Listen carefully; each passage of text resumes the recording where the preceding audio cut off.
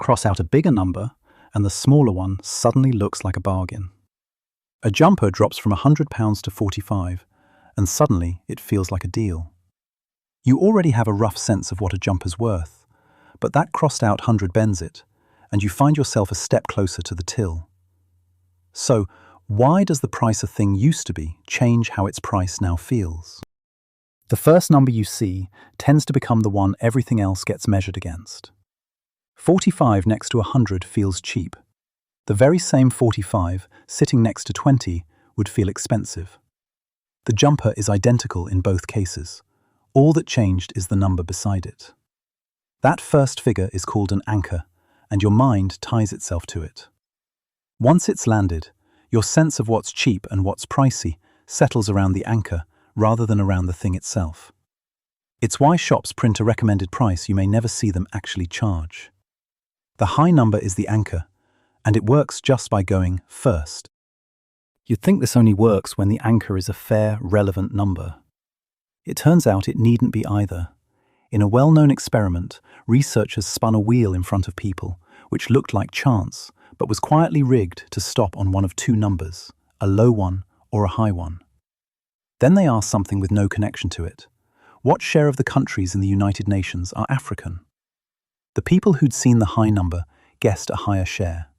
The ones who'd seen the low number guessed lower. That random spin had anchored them, even though it had nothing to do with the question. So what is your mind actually doing? The researchers explained it as adjustment. You rarely work a value out from a blank page. You start from the anchor you've been given and edge away from it until the answer feels about right, and you tend to stop too soon. Start someone at £1,000 for something worth 100, and they might haggle down to 400, feeling pleased, while still paying far more than they would have alone. They moved off the anchor, just nowhere near far enough. Whoever sets the first number sets where you begin. And because this needn't depend on you being fooled, just knowing about it may not be enough to stop it. The wheel was about the most unrelated number you could imagine, and it still moved people.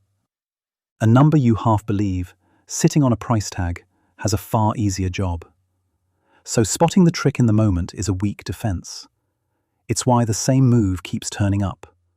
A pricier option on the menu that makes the one below it look sensible, or an overpriced house shown to you first, before the rest.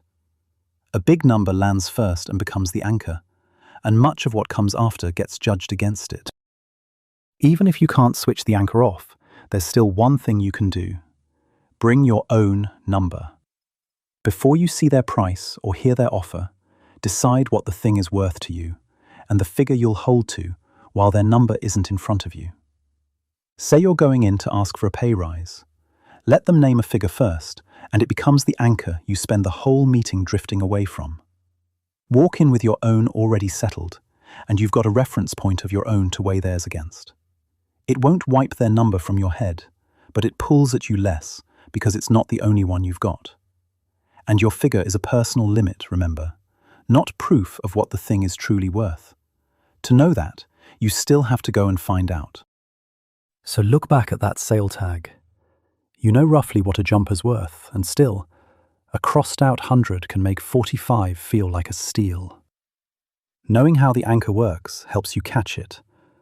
But the thing that actually changes the decision is bringing a number of your own, so someone else's isn't the only one in your head.